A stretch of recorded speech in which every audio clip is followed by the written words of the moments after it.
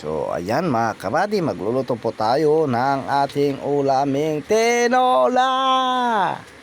Ayan, nilagay ko na po yung bawang. Sinunod ko uli si sibuyas. Balat sibuyas ka.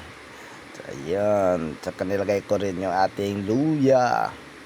Pampatanggal ng lansa, pampaalis. So, ayan no. Ganyan lang. I-kiwar-kiwar mo lang. Yan. Antayin po natin mag-golden brown. Ito yan. Ganyan lang. Kiwar-kiwar lang.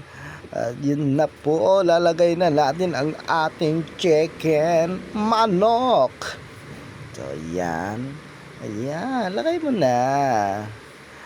Bilisan natin. Ay nako. Yan no, ating tinola. Yan, maganda kasi magsabaw sa mga ganitong gabi. Yan no, halu-haluin. Haluin mo ng haluin. Ganyan lang.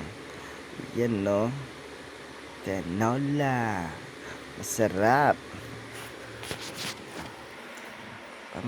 Kanyan.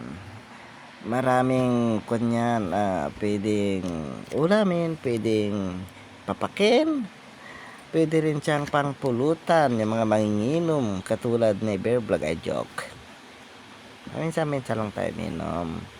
Yan, lagay na natin ating papaya.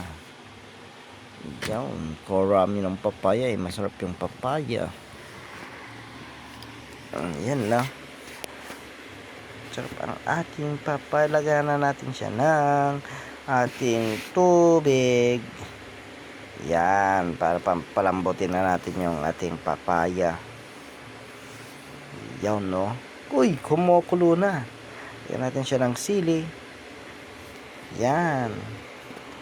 Lagyan natin siya ng karagdagang pampaanghang paminta.